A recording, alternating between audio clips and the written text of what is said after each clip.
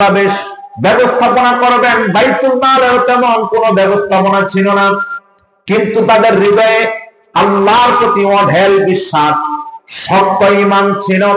রাসূল সাল্লাল্লাহু আলাইহি ওয়াসাল্লাম বলেন, আল ঈমানু বাইনাল খাউফি ওয়ার রাজা। ঈমান দুই বিষয়ের উপর প্রতিষ্ঠিত। এক হলো বান্দা আল্লাহকে ভয় করবে আর আল্লাহর উপরে আশা রাখবে, আল্লাহ কোনদিন তাকে নৈরাশ করে দিবে না। আল্লাহ নিজে বলেন, লা তাকুনাতু মির রাহমাতিল্লাহ ইন্নাল্লাহা ইয়াগফিরুদ যুনুবা জামিআ ইন্নাহু হুয়াল গফুরুর রহিম। অগদা তুমি অনেক পাপ করেছো, হয়তোবা অনেক অন্যায় করেছ। যত অন্যায় করো না কেন, পাপ করো না কেন, তোমরা আমি আল্লাহর রহমত থেকে নৈরাশ হবা না। কারণ পাহাড় সমতুল্য পাপ অন্যায়, সাগরের ফেরা পরিমাণ যদি তুমি পাপ অন্যায় নেই, আমি আল্লাহর কাছে তওবা করো, ক্ষমা চান, আমি আল্লাহ তাআলার নিকট তওবা ক্ষমা চাইতে দেরি, আমি আল্লাহ তাআলা তোমাকে পাপ মোচন করতে দেরি নাই। জোরে বলুন সুবহানাল্লাহ। আল্লাহু আকবার। ও মুসলমান ভাইরা আমার, এই জন্য আল্লাহর উপরে বিশ্বাস রাখবেন। একমাত্র আল্লাহ ধনী, আল্লাহ ধনী, আল্লাহ সব কিছু দিতে পারেন, আল্লাহ সব সম্মান আপনাকে দিতে পারেন, আবার অসম্মানিত করতে পারেন। আল্লাহ তাআলা আমার আপনার তাকদীরের কল্যাণ অকল্যাণের মালিক, খায়রিহি ওয়া শাররিহি মিনাল্লাহি তাআলা। তবে আপনি আমি কোনোদিন বিচলিত হব না।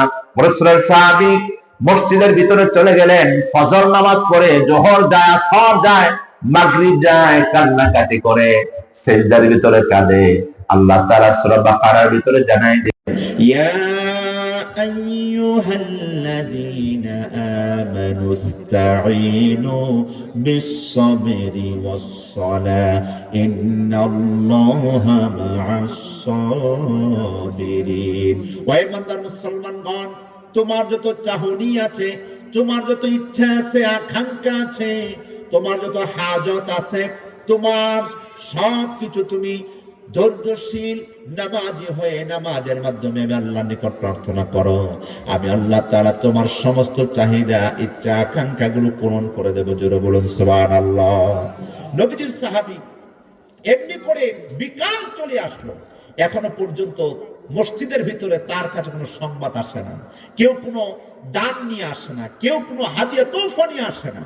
ভারাক্রান্ত হৃদয় নিয়ে আল্লাহ রাসূল সাল্লাল্লাহু আলাইহি ওয়াসাল্লামের সাহাবী নিজের হুজরার দিকে আগাচ্ছেন, মনে মনে লজ্জিত হচ্ছেন। আজকে 3 দিন হয়ে গেল আমার ঘরের চুলা আগুন জ্বলে না, খাবার নাই। আমার বিবি যদি আমাকে প্রশ্ন করে, বিবিকে কেমন ভাবে মুখ দেখাবো? আমার সন্তান, আমার ছেলে মেয়ে যদি আমাকে বলে, আমি কি জবাব দেব? কান্নামুখী হয়ে চেহারাটা মলিন করে দরজার মধ্যে আঘাত দিলেন, সালাম দিলেন। স্ত্রী দরওয়াজা খুলে মুস্কি হাসি দিয়ে বলেন, আহলান ওয়া সাহলান, ঘরে আসেন, আপনাকে সুস্বাগতম। আজকে আপনি যেই মালিকের কাজ করেছেন, আপনার মালিক বড় ভালো, এত বেশি নিয়ামত, এত বেশি রিজিক আমাদেরকে দান করেছে। আর কোনদিন এমন মজার নিয়ামত আমরা চোখেও দেখি নাই, বক্ষণও করি নাই। যেরকম সুবহানাল্লাহ। সাহাবীর তো চোখ বড় হয়ে গেছে, কি ব্যাপার? আমি তো কোনো মানুষের বাড়িতে কাজ করতে যাই নাই, আমি তো কোনো ইটভাটায় কাজ করি নাই, আমি তো কোনো কূপের মধ্যে কাজ করি নাই, কে দিলে রিজিক? আল্লাহু আকবার বলবেন না? মুসলমান ভাইরা আমার, সেই সময় ইসলামের প্রথম যুগ, সাহাবা আজমাইন যে ঈমান এনেছেন, কিন্তু তারা তাদের বাবার ধর্মের দিকে ধাবিত হন নাই, দাদার ধর্মের দিকে ধাবিত হন নাই। ঈমান এনেছি, এটাই সঠিক, এটাই বাস্তব, এটাই চিরন্তন সত্য। কিন্তু আমার আপনার বাবা, দাদা, মামা, খালু, নানা, নানি, দাদা, দাদি মুসলমান হওয়া সত্ত্বেও আমার আপনার আচরণ, আখলাক, তবিয়ত, লেনদেন, আমার আপনার কাজ কর্ম দেখলে শয়তান পর্যন্ত লজ্জা পায়, মানুষ তো দূরের কথা। কথা ঠিক না বেঠি? ইদানিং অনেকে ব্যাখ্যা করে যে শয়তান নিজেই বলে দেয়, এই এলাকার মধ্যে আমার আর কোনো ডিউটি নাই। তার একজন বলে, কেমনে বুঝলা?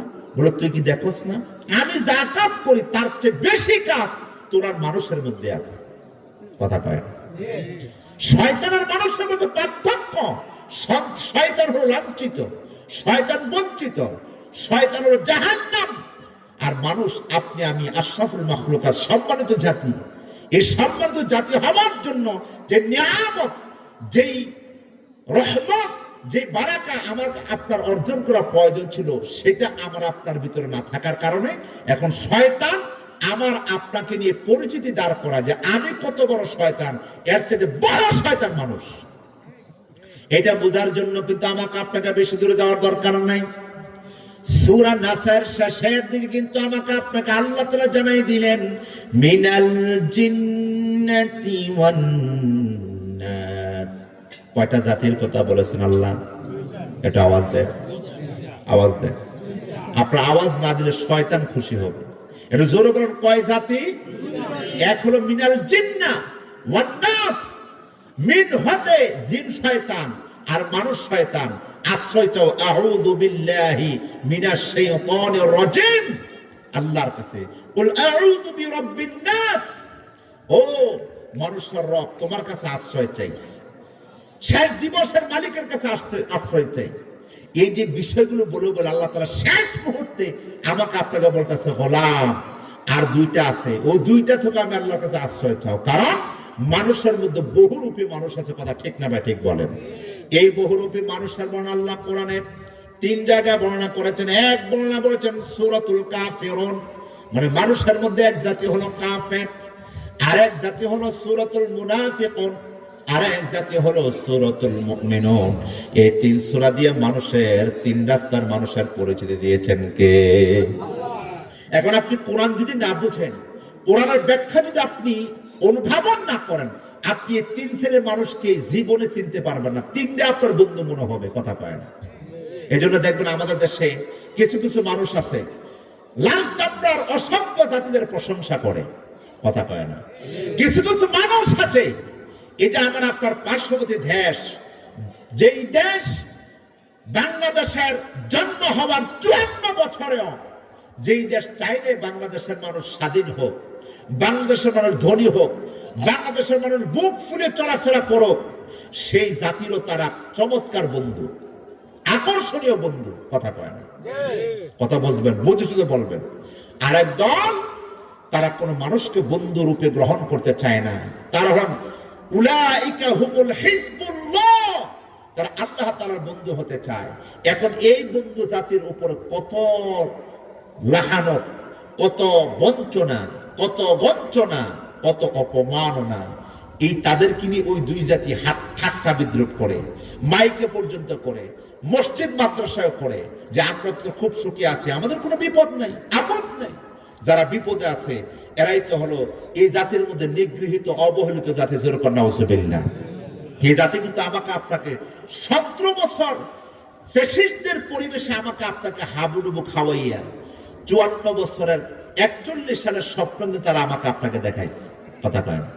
আমরা তো ভাবছি 41 সাল না, মোটামুটি আজীবন তারাই থাকবে। কিন্তু এমন এক অপমান আল্লাহ করলেন, সেই স্বপ্ন গেল কোথায়, তারা গেল কোথায়? বাংলাদেশের মাজলুম জনতা, ইমানদার মুমিন বর্তমানে আছে কোথায়? আল্লাহু আকবার বলেন। এজন্য ভবিষ্যতের ব্যাপারে গ্যারান্টি কেউ দিতে পারবে না, তবে মুমিন তাদের কিছু জোয়ার ভাটা আছে এবং থাকবে।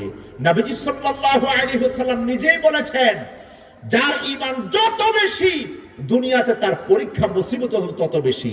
যেমন রাসূল কারীম সাল্লাল্লাহু আলাইহি ওয়াসাল্লাম নিজে বলেছেন, দুনিয়ার মধ্যে সবচেয়ে মজবুত ঈমানওয়ালা মানুষ হলেন পয়গম্বরগণ। এজন্য দুনিয়াতে তাদের সবচেয়ে বেশি পরীক্ষা ছিল। সুবহানাল্লাহ বলেন। হযরত জাকারিয়া আলাইহিস সালাতু ওয়াস সালাম, তিনি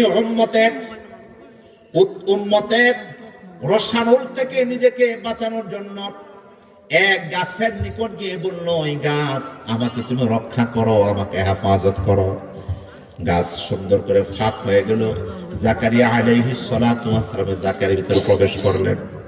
যখনই ওই জাতি বুঝতে পারলো এই গাছের ভিতরে এই জমানার পয়গম্বর হযরত জাকারিয়া আলাইহিস সালাতু ওয়াস সালাম প্রবেশ করেছে, অমনি মুহূর্তে ওই জাতি গাছের উপর দিয়ে করাত ধরতেছে, করাত চিরতে চিরতে জাকারিয়া আলাইহিস সালাতু ওয়াস সালামের মাথার উপরে চলে আসলেন। ওই মুহূর্তে আল্লাহ তাআলার নিকট জাকারিয়া আলাইহিস সালাতু ওয়াস সালাম ডাক দিলেন, আয় রব, আয় আল্লাহ। কঠিন পরীক্ষার মধ্যে পড়ে গেলাম। আল্লাহ তাআলা ওই মুহূর্তে জাকারিয়া আলাইহিস সালাতু ওয়াস সালামকে ধমক দিলেন, জাকারিয়া, তুমি তো আমি আল্লাহর কাছে আশ্রয় চাও নাই, চেয়েছো গাছের নিকট, এটা তোমার জন্য পরীক্ষা। এই পরীক্ষায় যদি তুমি উত্তীর্ণ না হও, এই মুহূর্তে আমি আল্লাহ রাব্বুল আলামিন নবুয়তের দপ্তর থেকে তোমার নামটা কেটে দেবো। যেরকম আল্লাহু আকবার, আটু যেরকম আল্লাহু আকবার।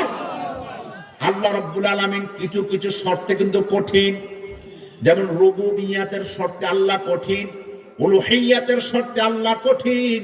গোটা পৃথিবীর মধ্যে রব একক, খালেক একক না দুইজন? কথা কয় না? রব খালেক কয়জন? এখন কিন্তু আমার আপনার জ্ঞান না থাকার কারণে আমি আপনি মাখলুককে আর খালেককে বুঝি না। আল্লাহর নিকট না আছে আমি আপনি শাহজালাল বাবার দরবারে দৌড়াই, বাইজিদ বুস্তামির দরবারে দৌড়াই। কথা কয় না?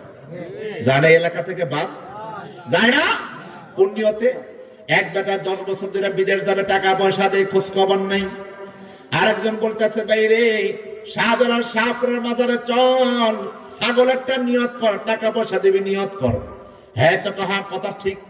আমার 6 মাস আগে একজন এমন অবস্থা হয়েছে, মাজারে যাওয়ার কারণে তার কপাল খুলে গেছে। আর আসতে কর, আর আসতে বলেন।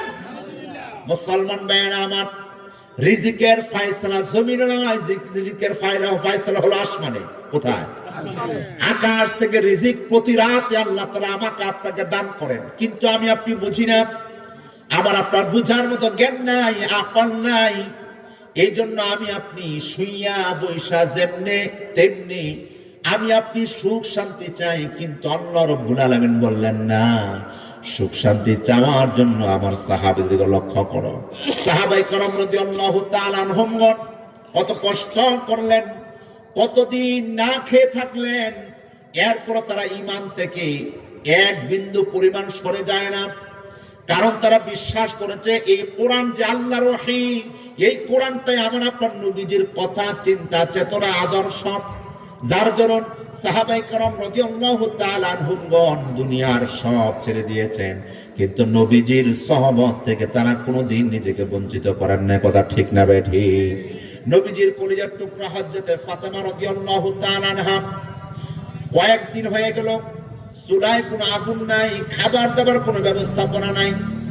হযরতে হাসান হোসাইন রাদিয়াল্লাহু তাআলা আনহুম উভয় মাকে ডেকে বলেন, মা গো, তোমার ঘরে খাবার নাই, বুঝলাম মা, আমার রহমতের নানার নিকট নিয়ে যাও। নানার সুন্দর চেহারা দেখলে মা আমাদের পেট ভরে যায়। যেরকম না সুবহানাল্লাহ। ও আমার রসুলপুর এলাকাবাসীর যুবক ভাইয়েরা, অবৃদ্ধ বাবারা, ও মায়েরা, বোনেরা, এই জন্য ইমাম কুরতুবীর কথাটা আমার জ্ঞানে ধরেছে, আমার ইমানের শেষ ব্যাপারে। যদি আপনি আল্লাহর জিকিরটা সরাসরি কোরআন ধরেন তাও সত্য, যদি নবীজির সিরাত ধরেন, সুরত ধরেন, আখলাক ধরেন, নবীজির জীবনে ধরেন তাও সত্য। তবে আপনি আমি যদি আল্লাহর মুহাব্বত, আল্লাহর রহমত, আল্লাহর শান্তি, আল্লাহর দয়া দুনিয়া এবং আখিরাতে পেতে চাই, তাহলে আল্লাহ তাআলা নিজে বলে দিয়েছেন, আমার কোরআন, আমার নবীজির জীবন থেকে তোমরা কোনোদিন মুখ ফিরিয়ে নিও না। জোরে কন্যা সুবহানাল্লাহ। মুখ ফিরিয়ে নিলেন তো অশান্তি, মুখ ফিরে নিলেন তো আপনার নিকট আযাব, গজব, করুণা আমাকে আপনাকে শিক্ষা দিয়ে গেছে। গত 3 বছরে বাংলাদেশে এত পরিমাণ বন্যা